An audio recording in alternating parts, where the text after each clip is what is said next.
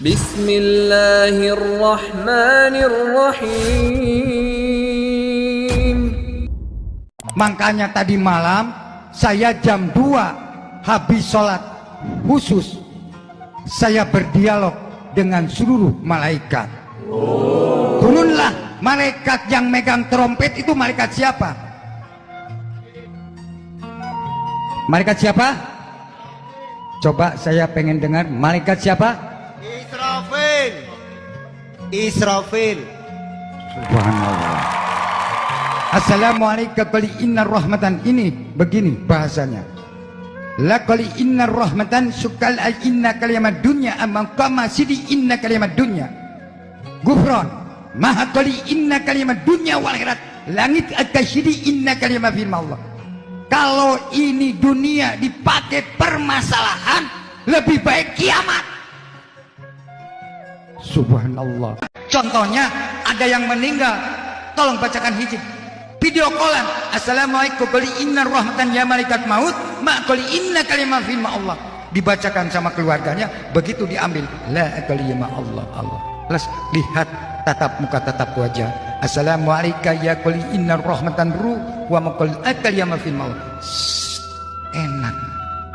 Kata Mukar Nakir, ini gimana? Wah, ini santri saya nggak usah ditanya itu ini, diamankan saja. Alhamdulillah. Oh, saya nggak percaya, mati dulu sok saya biar berdialog dengan saya. Nggak tanggung-tanggung lah. Buat apa? Dulu kenapa orang banyak mengejar Al-Quran? Apalagi orang yang paham tentang Al-Quran itu diburu. Para imam-imam besar itu, Imam Ahmad bin Hanbal itu sampai menjadi kuli di pasar untuk mencukupkan bekal supaya bisa mencari pemahaman Quran lewat hadis. Beliau ngangkat-ngangkat barang. Zaman dulu tidak ada media sosial, dan keikhlasannya menjadikan beliau tidak pernah berkoar-koar saya imam besar, saya adalah seorang syekh. Tidak, sampai tidak kenal itu beliau seorang alim. Jadi kuli, dapat bekal, berangkat lagi. Imam Syafi'i demikian. Orang-orang hebat seperti itu. Imam Nawawi rahimahullah mengarang kitab At-Tibyan, Arba'in 42 hadis, Riyadhus Shalihin 1896 hadis. Itu saking zuhudnya beliau selama hidupnya hanya makan 1 kali, minum 1 kali. Makanan minuman itu pun lihat di biografinya, kemarin kami uraikan di Malaysia, itu dikirimkan oleh ayahnya, saking ayahnya ingin menjaga anaknya makan yang halal dari tangannya selama hidupnya. Nanti Imam Nawawi meninggal, ayahnya masih hidup 7 tahun. Itu sampai meninggal itu, ya, sampai beliau jadi orang hebat, orang besar, tetap mendapatkan makanan langsung dari tangan ayahnya. Kecuali kalau diundang jamuan, itu pun makan dengan orang banyak. Cuma 2 menunya. Kue kering, zaitun. Dimakannya ba'da isya, diminumnya di waktu sahar sebelum fajar. Nah, dulu begitu. Jadi ikhtiarnya itu luar biasa. Untuk menjadi pribadi yang baik itu perlu kesungguhan. Serius. Nah, pertama motivasi. Apa motivasinya? Kenapa mesti baca Al-Quran? Apa manfaat Quran untuk kita ini? Keluarkan ayat-ayatnya. Keluarkan hadisnya. Contoh. 1.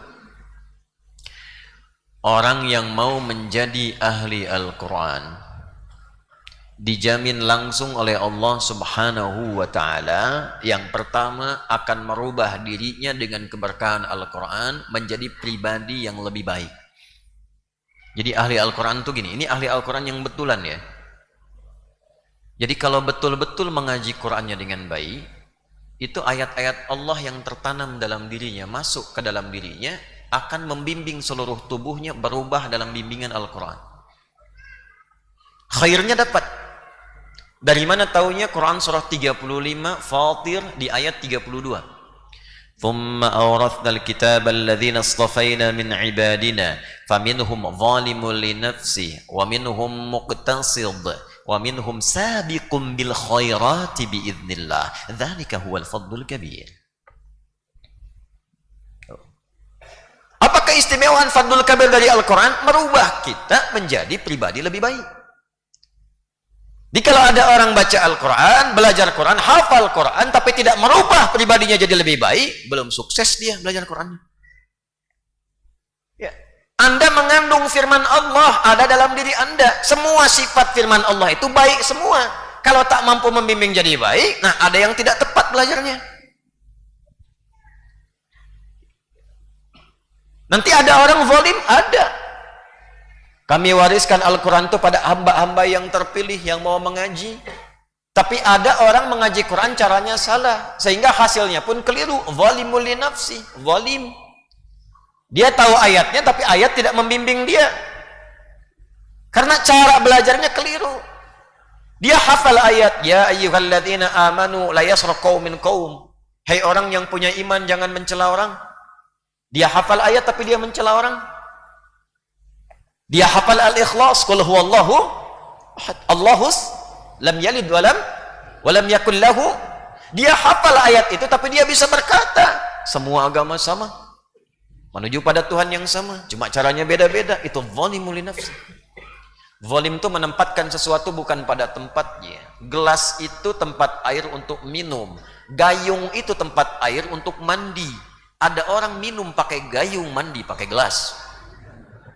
Itu zalim.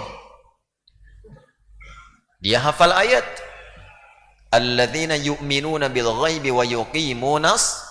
Di antara sifat yang gaib itu ada sifat-sifat yang terkait dengan malaikat. Rukun iman pokoknya 6, iman kepada Allah, yang kedua iman pada sifat malaikat gaib. Tak bisa kita orang biasa berinteraksi. Yang diizinkan hanya Nabi dan Rasul. Karena sifatnya utusan. Untuk menunjukkan legitimasinya mesti ada wahyu yang disampaikan lewat malaikat. Interaksi langsung dengan malaikat tak bisa. Oh, ini sekarang ada yang video call dengan malaikat. Agak repot. Sudah. Paham ya?